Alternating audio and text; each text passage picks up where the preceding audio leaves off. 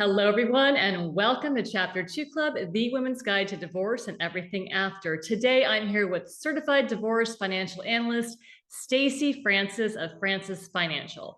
Stacy is a nationally recognized financial expert with over 20 years of experience in the financial industry. She's one of 20 of the nation's leading wealth managers on CNBC's Digital Financial Advisor Council and frequently appears in media outlets such as Forbes, Kiplinger, the Wall Street Journal, and USA Today.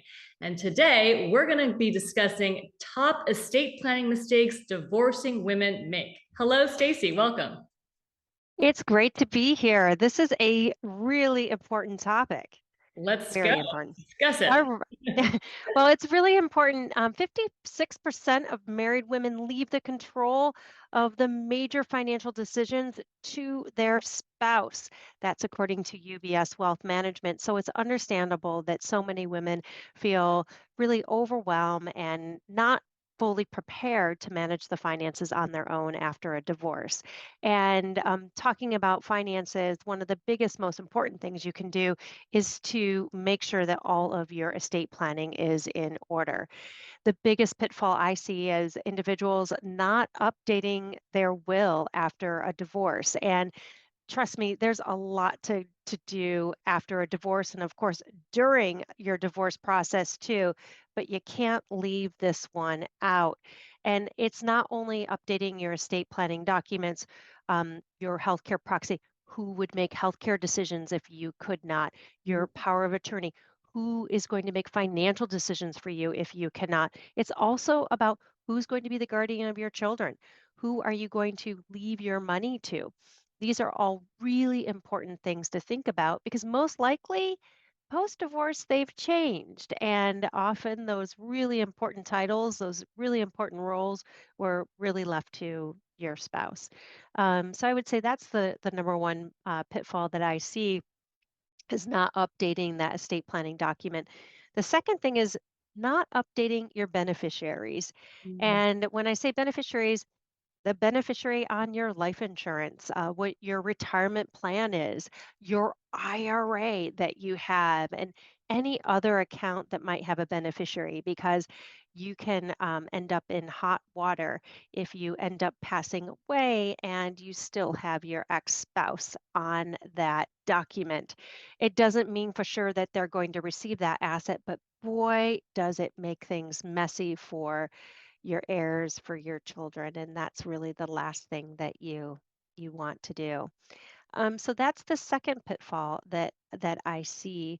And the third piece, not one that's talked about very often, but not telling your loved ones what you want your will to do.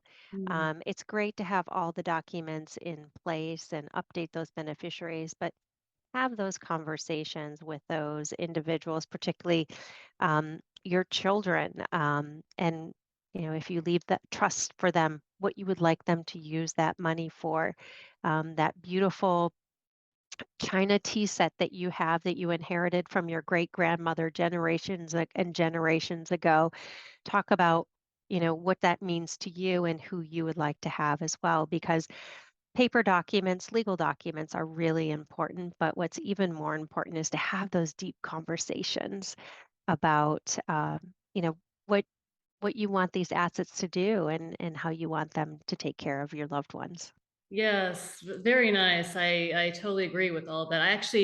I did all that stuff. But one thing I didn't do was talk to my children about my wishes. What age do you feel like is good to do that? Because my kids are 17 and 15, and do you think that that age is appropriate to discuss those types of things already, or how do you feel? Yeah, that's actually a great age to start to talk about that. And it doesn't have to be a conversation of, if I die, I want you to do XYZ with my money, because it could scare the bejeebers out of your kids, especially if they've just gone through the transition of going through a divorce. It could scare them to think that, oh my gosh, is mom sick? But having a broader conversation about the importance of money as a tool to give you opportunities for education, to give you long-term financial security Mhm. and to start to educate your kids as well about financial topics, financial um, investing, planning, and saving. It's a great time because for many women, they're going through this process too. Yeah. And so it's great to have it be an entire family learning. Yes, I agree.